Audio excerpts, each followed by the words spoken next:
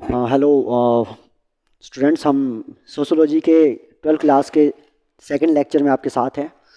हमने last class के अंदर जो है जितने भी जो आपके सोशोलॉजी का क्या मतलब होता है, सोसाइटी का क्या मतलब होता है, सोशलाइजेशन का क्या मतलब होता है, डेमोग्राफी क्या चीज़ होती है, सर्वे क्या होता है, फॉर्मल और सोशल डेमोग्राफी क्या होती है, डेमोग्राफी की जो थ्योरी है माल्थीसियन थ्योरी और ट्रांजिशनल थ्योरी जो है वो क्या है, जो वॉरेन थॉमसन ने जो ट्रांजिशन थ्योरी दी थी और जो माल्थेशियन थ्योरी जो है वो रॉबर्ट माल्थस ने दी थी, वो थ्योरी क्या थी, उसके बारे में हमने पूरी स्टडी की। साथ में हमने जितने भी सोशल इंडिकेटर्स होते हैं उसके बारे में जो है एक ब्रीफ समरी जो है हमने पूरी की पूरी देखी थी। Now we are going to look for next things. कुछ और इंपॉर्टेंट टर्मिनोलॉजीज हैं जो हमें समझने की ज़रूरत है। स्टेप बाय स्टेप हम सबको समझने की कोशिश करेंगे। सबसे पहले क्या है, पैंडमिक, एपिडेमिक और इन्फ्लुएंजा और फेमाइन। फेमाइन तो आपको पता है कि जो सूखा पड़ जाता है वो फेमाइन हो गया। इन्फ्लुएंजा का मतलब हो गया ये एक वायरस था, ये बेसिकली था नहीं बल्कि है। इन्फ्लुएंजा एक वायरस है, ठीक है। उसके बाद पैंडमिक, पैंडमिक जो है वो डिसीज़ है ऑल ओवर द वर्ल्ड। जब पूरी दुनिया में डिसीज़ फैल जाते हैं, ठीक है ना, और सेम तरह के फैल जाते हैं तो उसको पैंडमिक कहते हैं। और जब सेम तरह के जो डिसीज़ होते हैं वो जानवर और इंसान दोनों में फैल जाते हैं, ठीक है, सेम टाइम पे, तो उसको कहते हैं आपको एपिडेमिक। तो पैंडमिक, एपिडेमिक और इन्फ्लुएंजा, फेमाइन, इस तरह की चीज़ें जो है ये भी चीज़ें आपको पता होनी चाहिए कि इनका क्या मतलब होता है इन लिटरल सेंस। उसके बाद जो है आपका जो है इससे क्या, ये क्यों बताया गया आपको, ये इसलिए बताया गया क्योंकि इन चीज़ों की वजह से भी जो है पॉपुलेशन काफ़ी ज़्यादा इफ़ेक्ट होती है, उन पे काफ़ी इम्पैक्ट पड़ता है, इनसे भी काफ़ी डेथ होती है। कोरोना की वजह से काफ़ी लोग जो हैं मतलब मारे गए हैं, काफ़ी लोगों को इससे इम्पैक्ट हुआ। फैमिली में एक मेंटल डिसऑर्डर क्रिएट हुआ। अभी डब्ल्यू एच ओ की रिपोर्ट है कि हर 4 में से एक इंसान जो है फैमिली के अंदर वो मेंटल डिसऑर्डर को फेस कर रहा है। तो कहीं ना कहीं ये भी एक पॉपुलेशन पे इम्पैक्ट करता है काफ़ी ज़्यादा। पॉपुलेशन को लेकर पता होगा आपको कि दुनिया में सबसे ज़्यादा पॉपुलेटेड कंट्री जो है that is China, and after China India is on the second position.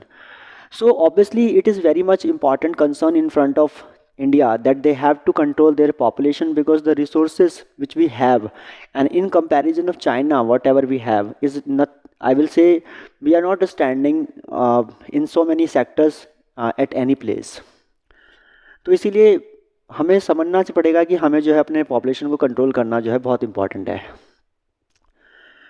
1952 में पहली बार इंडिया के अंदर नेशनल फैमिली वेलफेयर प्रोग्राम को इंट्रोड्यूस किया गया पॉपुलेशन के लिए। दुनिया में पहली बार किसी देश ने जो है इस तरह का प्रोग्राम जो है इंट्रोड्यूस किया था, नेशनल फैमिली वेलफेयर प्रोग्राम। उसके बाद 1975 में जो है इंदिरा गांधी की पहले बेटे और दूसरे बेटे, जो छोटे बेटे जो है संजय गांधी, उन्होंने स्टेरिलाइजेशन की एक पॉलिसी इंट्रोड्यूस कर दी, नसबंदी।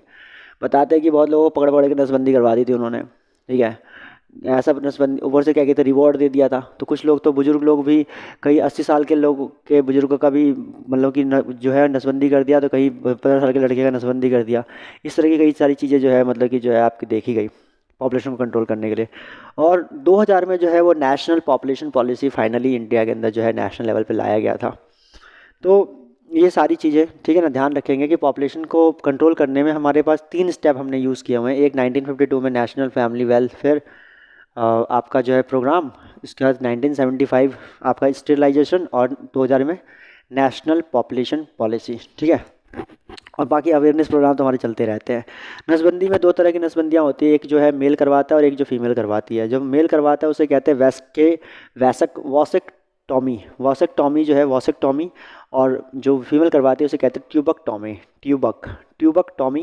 वैसेक्टॉमी, वॉसेक्टॉमी, ट्यूबकटॉमी, ध्यान रखेंगे। उसके बाद एक चीज़ होती है आपका एंडोगेमस। एंडोगेमस क्या है, बेसिकली मैंने सुना था तो मैंने इस वर्ड को लिख दिया। एंडोगेमस का मतलब होता है जब आप एक ही कास्ट में जब मैरिज करते हैं उसे कहते हैं एंडोगेमस, और एक से ज़्यादा में करते मतलब अपने कास्ट से बाहर इंटरकास्ट करते हैं तो क्या कहेंगे उसे, एक्सोगेमस, ठीक है ना, ध्यान रखना। उसके बाद फिजिकल रेशियल, दुनिया जो है वो फिजिकली जो रेशियली जो डिवाइडेड है, वो कैसे डिवाइडेड है वो बताते हैं कि एक तो नेग्रिटो जो कि आपके अफ्रीकन्स हैं, निग्रो कहते हैं जिन्हें। एक एस्ट्रॉइड्स है, एस्ट्रॉइड में आपके अफ्रीकन्स आ जाएंगे, ठीक है। एक मंगलोइड हो गया, मंगलोइड चाइना और मंगोल के जो हैं लोग वो।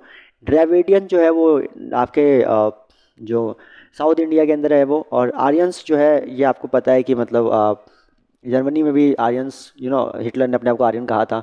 और काफ़ी सारे जो नॉर्थ इंडिया के अंदर जो है वो तो आर्यन सही हैं पूरे के पूरे। और एस्ट्रोलॉइड्स में शायद मेरे हिसाब से ब्रिटेन ब्रिटेन के भी लोग, अमेरिका के भी जो एस्ट्रोलॉइड्स में आते हैं। तो ये फिजिकल रेशियल है। पहला कौन सा? Negrito, Africa. Step by step करें। सबसे पहले द्रविडियन, फिर आर्यंस, देखो साउथ में द्रविडियन, नहीं सबसे नीचे करते हैं एस्ट्रोलॉइड्स ऑफ ऑस्ट्रेलिया, एस्ट्रोलॉइड आपका जो है एस्ट्रोलॉइड के बाद जो है द्रविडियन, द्रविडियन के बाद जो है आर्यंस, आर्यन के बाद ऊपर मंगलोइड्स, उसके बाद मंगलोइड के बाद जो है इधर अफ्रीका में नेग्रेटो। ठीक है, नेग्रेटो। तो ये हो गए आपके जो है मतलब 5 तरीके से जो है पूरी दुनिया का जो रेशियल डिपार्टमेंट, रेशियल डिवीज़न जो है वो मैंने आपको बता दिया कि पूरी दुनिया की पॉपुलेशन जो है रेशियली इस 5 तरीके में बटी हुई है, राइट। उसके बाद आते हैं हम लोग, अब ये जो है सारे लोग मिलकर सबसे पहले जो सबसे पहली यूनिट बनाते हैं वो यूनिट कौन सी होती है? That is family. और ऐसी बहुत सारी फैमिलीज बनाती है ग्रुप, जिसे हम कहते हैं सोशल ग्रुप। और ऐसे सोशल ग्रुप बहुत सारे मिलकर बनते हैं एक सोसाइटी, और ऐसे बहुत सारी सोसाइटी मिलकर बनता है एक स्टेट, और स्टेट देश। यू अंडरस्टैंड, ये द प्रोसेस है पूरा का पूरा। तो फैमिली के अंदर अगर हम देखें तो सबसे पहले फैमिली जो होती है वो न्यूक्लियर फैमिली होती है। न्यूक्लियर फैमिली का मतलब हस्बैंड वाइफ, दैट्स इट। और जो आपकी जॉइंट फैमिली होती है उसमें कम से कम 2 से 3 जनरेशन, 3 जनरेशन तो होना चाहिए। एक लड़का लड़की, उसके बाद मतलब कि पापा मम्मी, और उसके पापा मम्मी के भी पापा मम्मी। तो ये जॉइंट फैमिली हो गई पूरी की पूरी। और एक्सटेंडेबल फैमिली का तो मतलब हो गया कि चाचा, फूफा, जीजा, सारे के सारे रिश्तेदार एक साथ ही रह रहे हैं, मामा मामी सब रह रहे हैं। तो ये कुछ ज़्यादा एक्सटेंडेबल फैमिली हो जाती है अपने आप में, ठीक है, हो जाएगी अपने आप में।